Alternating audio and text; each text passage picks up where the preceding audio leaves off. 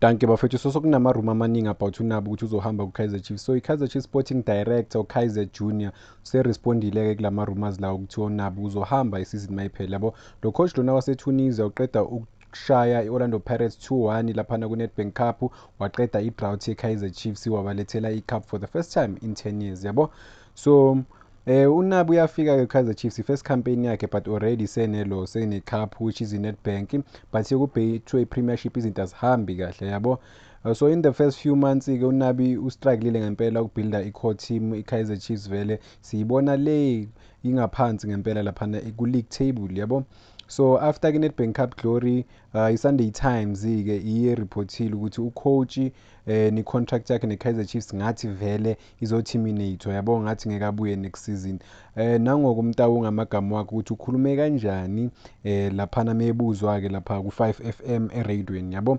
Uthe i-coach isaselele ngesizini eyodwa njengoba vele i-coach isayine 2 seasons ne-Kaizer Chiefs yabo. Uthe at the same time every season mayiphela isizini bahlala phansi, kusho ukuthi kuba ne-meeting, bahlale phansi benze i-review, babone ukuthi kuphi la bangenzi khona kahle, ukuthi banga-improve kuphi yabo.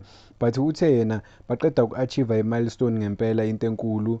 So uthi okunye nokunye sokubona noma sokuplana masiya phambili yabo. So uthi bafuna uku-celebrate noma bafuna uku-enjoy le moment lena yokuthi baqeda ukuwina i-cup, nanokuthi-ke nje basupporte ama-players ne-team, ne-technical team as a whole, ne-mission ahead. So uthi baplanela for i-future yabo. Yawezwa amagama kalona ka-Kaizer Motaung Junior, akekho direct, akekho straight ukuthi uNabi uzohlala ethimini noma uzohamba na, because we've seen ukuthi uNabi akenzi kahle ngempela laphana elikini. Nedbank Cup, yes, might have saved mhlawumbe umsebenzi wakhe, might have like brought in ithemba kancane, but into abayigijimisayo ngempela ama-results overall, ukuthi ucoach uluze kayingakhi, udliwe kayingakhi, udrowe kayingakhi, yini into ayilethile to i-team yabo. So mawubheka uNabi, yes, uyiwinile i-Nedbank Cup, but overall i-performance yakhe as i-coach ku-Kaizer Chiefs uyayibona ukuthi i-shaky. So let's wait and see ukuthi i-Kaizer Chiefs izodecide at the end of the day, because yibo abantu be-management okumele badecide ngempela ukuthi ucoach Nabi bayamgcina noma ulokhu njani uyahamba. Yeah, because ama-reports-ke aya-intensify ngempela, kusho ukuthi vele it was guaranteed if akawinanga i-Nedbank Cup bekahambile vele yabo. Maybe i-Nedbank Cup ingawusave umsebenzi wakhe.